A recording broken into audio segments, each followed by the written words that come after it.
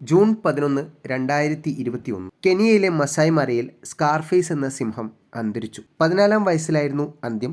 സ്വാഭാവിക മരണമായിരുന്നു. ഒരു സിംഹത്തിന്റെ പരമാവധി പ്രായമായ 14 വയസ്സുവരെ ജീവിച്ച് മരിച്ച ഒരു സിംഹത്തിന്റെ മരണം എന്തിന് ഇത്ര വലിയ റിപ്പോർട്ടായി ആളുകൾ പ്രസിദ്ധീകരിച്ചു? ലോകത്തിലുള്ള നിരവധി വന്യജീവി പ്രേമികൾ എന്തിന് അദ്ദേഹത്തിന്റെ മരണത്തിൽ ഇത്ര ദുഃഖിച്ചു? ആ കഥയാണ് സ്കാർഫേസ് എന്ന സിംഹത്തിന്റെ കഥ. സ്കാർഫേസ് ദ ലയൺ, ഐതിഹാസിക സിംഹത്തിന്റെ കഥ. 400 ഹൈനകളെ കൊന്നു. തൻ്റെ ഏരിയയിൽ നിന്ന് മുതലകളെ മൊത്തമായും പുറത്താക്കി. 120ഓളം റിവൽ സിംഹങ്ങളെ കൊന്നു. ഈ കൊന്നത് മുഴുവനും ഒരു എപ്പിക് എപ്പിസോഡിൻ്റെ ഭാഗമായി തീരുമ്പോഴാണല്ലോ ഒരാൾ എപ്പിക് ആകുന്നത്, അഥവാ ഇതിഹാസമാകുന്നത്. സ്കാർഫേസ് ദ ലയൺ എന്ന സിംഹത്തിൻ്റെ കാര്യത്തിൽ സംഭവിച്ചത് അതാണ്. 2012 മുതലാണ് സ്കാർഫേസിനെ ശരിക്കും ശ്രദ്ധിച്ചു തുടങ്ങിയത്. ആ സിംഹത്തിലൊരു വാരിയർ സ്പിരിറ്റ് ഉണ്ട് എന്ന് റേഞ്ചർമാർ നിരീക്ഷിക്കുകയായിരുന്നു. ഏതാണ്ട് ആ സമയത്ത് തന്നെയാണ് സ്കാർഫേസിന് സ്കാർഫേസ് എന്ന് പേര് വരാൻ കാരണമായ പ്രശസ്തമായ കണ്ണിന്റെ അടയാളം ഉണ്ടായത്. 2 കഥ ഇതിനു പുറകിലുണ്ട്. ഒന്ന് മസായി ബാലനാൽ കുന്തത്തിനാൽ ആക്രമിക്കപ്പെട്ട് വന്നതാണ് എന്ന് പറയുന്നു. മറ്റൊന്ന് വേറൊരു സിംഹത്തിനാൽ വന്നതാണ് എന്ന് പറയുന്നു. രണ്ടായാലും വാരിയർ സ്പിരിറ്റ് അതിൽ പ്രകടമാണ്. റേഞ്ചർമാർ മരണത്തോളം എത്തിയ ആ പരിക്ക് ചികിത്സിച്ച് ഭേദമാക്കുകയായിരുന്നു. പക്ഷേ ചികിത്സയ്ക്കപ്പുറവും അവൻ്റെ സ്പിരിറ്റിന് ഒരു കുറവും വന്നില്ല. സ്കാർഫേസിനെ കുറിച്ച് എല്ലാവരും പറയുന്ന വൺ ലൈൻ ഉണ്ട്. അത് he lived A full life എന്നാണ്. മുഴുവൻ ലൈഫും ജീവിച്ചു തീർത്ത കാട്ടിലെ സിംഹം. മാത്രമല്ല, മരിക്കുമ്പോൾ അവന് സ്വാഭാവിക മരണവുമായിരുന്നു. ഇതൊരു വൈൽഡ് ലൈഫിലെ എക്സെപ്ഷണൽ കേസാണ്. എന്താണ് ഈ ഫുൾ ലൈഫ് എന്നല്ലേ? സിംഹങ്ങളുടെ ഇടയിൽ ഇത്തരമൊരു ലൈഫ് പതിവില്ല. സിംഹങ്ങൾ ജനിച്ച് ബാക്കിയാകൽ തന്നെ സർവൈവിന്റെ അങ്ങേയറ്റമാണ്. 8 കുട്ടികൾ ജനിച്ചാൽ ഒരു കുട്ടിയാണ് ബാക്കിയാകാനുള്ള ചാൻസ്. അങ്ങനെ ബാക്കിയായ സിംഹം 3-3.5 വർഷത്തിന് ശേഷമോ സ്വന്തം ഗ്രൂപ്പിൽ നിന്നും പുറത്താകും. പ്രായപൂർത്തിയായാൽ ഇൻബ്രീഡിങ് അഥവാ ഒരുമിച്ച് ജനിച്ചവരോ കസിൻസോ ഉണ്ടാകുമല്ലോ. ഈ ഇണചേരൽ ഒഴിവാക്കാൻ വേണ്ടിയാണ് സാധാരണ സിംഹങ്ങളെ പുറത്താക്കുന്നത്. ഇങ്ങനെ പുറത്താക്കപ്പെടുന്ന സിംഹം അല്പകാലം നാടോടികളായി ജീവിക്കും. പിന്നീട് വേറൊരു ഗ്രൂപ്പിലേക്ക്, പ്രൈഡിലേക്ക് ജയിച്ചു കയറും. അവിടെയും ജയം എന്നത് എളുപ്പം കിട്ടുന്ന ഒരു സംഗതിയല്ല.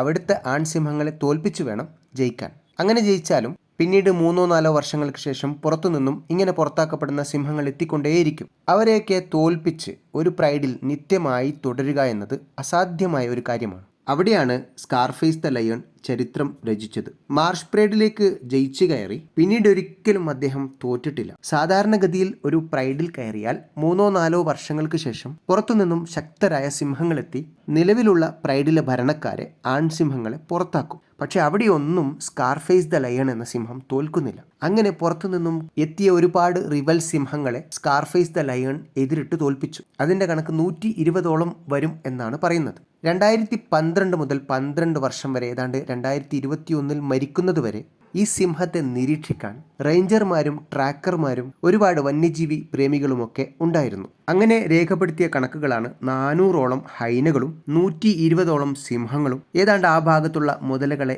മൊത്തവും സ്കാർഫേസ് ദ ലയൺ വകവരുത്തിയിട്ടുണ്ട്. ഇതൊക്കെ സംഭവിക്കുന്നത് തൻ്റെ പ്രൈഡായ മാർഷ് പ്രൈഡിലെ കുട്ടികളെ സംരക്ഷിക്കാനും ആ പ്രൈഡിനെ സംരക്ഷിക്കുവാനും വേണ്ടിയിട്ടാണ്. അതുകൊണ്ട് തന്നെയാണ് സ്കാർഫേസ് ദ ലയൺ ഇതിഹാസ തുല്യനാകുന്നത്. സിംഹക്കുഞ്ഞുങ്ങളെ ഉപദ്രവിച്ചു എന്നതിന്റെ പേരിലാണ് ആ ഏരിയയിൽ നിന്ന് മുതലകളെ മൊത്തം സ്കാർഫേസ് ഇല്ലാതാക്കിയത്. 400 സ്ക്വയർ കിലോമീറ്റർ സ്ഥലമാണ് തങ്ങളുടെ ടെറിട്ടറിയാക്കി വെച്ച് മാർഷ് പ്രൈഡ് 12 വർഷം സ്കാർഫേസ് ദ ലയൺ ഭരിച്ചത്. അതിന് അദ്ദേഹത്തിന് കൂട്ടായി ഉണ്ടായിരുന്നത് വേറെ 3 സിംഹങ്ങളാണ്. സിക്കിയോ, മൊറാനി, ഹണ്ടർ എന്നിവരായിരുന്നു ആ സിംഹങ്ങൾ. ഇവർ 4 പേരെയും ചേർത്ത്, അഥവാ സിക്കിയോ, മൊറാനി, Hunter and Scarface the lion, മസ്കിറ്റിയേഴ്സ് എന്നാണ് വിളിക്കുക. അലക്സാണ്ടർ ഡ്യൂമൻ പെരയുടെ 3 മസ്കിറ്റിയേഴ്സ് എന്നൊരു നോവൽ അറിയാമല്ലോ. അതിന്റെ motto 1 for all, all for one എന്നാണല്ലോ. അതിൽ നിന്നും പ്രചോദനം ഉൾക്കൊണ്ടാണ് ഇവർക്ക് മസ്കിറ്റിയേഴ്സ് എന്ന പേര് ലഭിച്ചത്. 3 മസ്കിറ്റിയേഴ്സിലെ കഥാപാത്രങ്ങൾ വാരിയേഴ്സാണ്. അതേ മോട്ടോ തന്നെയാണ് ഇവർക്കുമെന്ന് നമുക്ക് തോന്നിപ്പോകും. കാരണം സ്കാർഫേസ് ദ ലയണിന് എപ്പോഴും സഹചാരികളായി ഈ 3 പേരും ഉണ്ടായിരുന്നു. പക്ഷേ സ്കാർഫേസ് ദ ലയണിനെ ഐതിഹാസിക പുരുഷനായി വാഴിക്കുന്നവർക്ക് ആ മോട്ടോ ഒന്ന് അല്പം മാറ്റിപ്പിടിക്കേണ്ടി വരും. 1 ഫോർ ഓൾ എന്ന് മാത്രമാക്കേണ്ടി വരും. കാരണം വാരിയർ സ്പിരിറ്റ് ടീമാണെങ്കിലും അതിൽ ഒരു വാരിയർ സ്പിരിറ്റ് എഴുന്നു നിൽക്കും. അത് എല്ലാ യുദ്ധങ്ങളിലും സ്കാർഫേസ് ദ ലയൺ എന്ന സിംഹത്തിൻ്റെതായിരിക്കും. മാത്രമല്ല, പല ആക്രമണങ്ങളും പ്രതിരോധങ്ങളും ഒറ്റയ്ക്കാണ് സ്കാർഫേസ് ദ ലയൺ നടത്തിയത്. അതുകൊണ്ട് 1 ഫോർ ഓൾ എന്ന മോട്ടോയല്ലേ കൂടുതൽ ചേരുക? നിങ്ങൾക്ക് എന്താണ് ഇതിൽ അഭിപ്രായം? വേട്ടയാടലിലും സ്കാർഫേസ് ദ ലയൺ നന്നായി ശോഭിച്ചു. ജിറാഫിനെയും ഹിപ്പോയെയും വരെ ഒറ്റയ്ക്ക് വേട്ടയാടിയിട്ടുണ്ട് സ്കാർഫേസ് ദ ലയൺ എന്ന് പറയുന്നു. അത്തരമൊരു വേട്ട പതിവല്ല. വേട്ടയാടലിലും പ്രതിരോധത്തിലും ആധിപത്യത്തിലുമൊക്കെ വാരിയർ സ്പിരിറ്റും ഗാംഭീര്യവുമൊക്കെ എവറസ്റ്റ് മോഡിലാണെങ്കിലും അവനെ കാണുമ്പോൾ പൂച്ചയുടെ ലാളിത്യമാണ് എന്ന് പല ഫോട്ടോഗ്രാഫേഴ്സും പറയുന്നു. ആരും ഒറ്റ കാഴ്ചയിൽ ഇഷ്ടപ്പെട്ടു പോകുന്ന കൾട്ടുമാണ് അവൻ്റേത്. കെനിയയിലെ മസായിമാരയിലേക്ക് ആയിരക്കണക്കിന് പ്രേക്ഷകർ എന്ന് പറയാൻ കാരണം അവർക്ക് ആദ്യം പ്രത്യക്ഷപ്പെട്ടത് TV സ്ക്രീനിലായിരിക്കുമല്ലോ. അങ്ങനെയാണ് അവനെ അറിഞ്ഞുകൊണ്ട് മസായിമാരയിലേക്ക് ആളുകൾ വരുന്നത്. കാരണം എല്ലാ മെയിൻ ചാനലുകളും അവനെ ഇതിനകം ഒപ്പിയെടുത്ത് മറ്റുള്ളവർക്ക് മുമ്പിൽ പ്രദർശിപ്പിച്ചിരുന്നു. 14 വർഷത്തെ ഇതിഹാസ തുല്യമായ അവൻ്റെ ജീവിതം കഴിഞ്ഞ് അവൻ മരിക്കുമ്പോഴത്തേക്കും അവനെ സ്നേഹിക്കുന്ന എല്ലാവർക്കും അത് അംഗീകരിക്കാൻ പറ്റാത്ത ഒരു വാർത്തയായി മാറിയിരുന്നു. അതായത് സ്കാർഫേസ് ദ ലയൺ മരിക്കുക എന്ന വാർത്ത. പക്ഷേ സ്വാഭാവിക മരണമാണ്. അവൻ ജനിച്ചു എന്ന് കരുതപ്പെടുന്ന സ്ഥലത്ത് തന്നെ തിരിച്ചെത്തി. അവിടെ മരിക്കാൻ വേണ്ടി വരുമ്പോഴത്തേക്കും സാലസിംഹങ്ങൾ അവന് നേരെ വന്നു. വയ്യാത്ത അവനെ എന്തെങ്കിലും ചെയ്തേക്കുമോ എന്ന് റേഞ്ചർമാർ ഭയപ്പെട്ടു. പക്ഷേ അവനൊന്ന് മുരണ്ടു. അപ്പോഴത്തേക്കും ആ സാലസിംഹങ്ങൾ പിൻവാങ്ങി. ഈ കാഴ്ചയിൽ നിന്നും റേഞ്ചർമാർക്ക് പോലും മനസ്സിലായി അവൻ കാട്ടിലും ഒരു ചക്രവർത്തിയായി അംഗീകരിക്കപ്പെട്ടിരിക്കുന്നു എന്ന്. മരിച്ചു വീണ സ്ഥലത്ത് തന്നെയാണ് അവനെ ബറീഡ് ചെയ്തത്. പലരും ആശങ്ക പ്രകടിപ്പിച്ചു, ബറീഡ് ചെയ്യുന്ന സ്ഥലത്തു നിന്ന് കഴുതപ്പുലികൾ അവനെ വലിച്ച് ഭക്ഷിച്ചേക്കുമോ എന്ന്.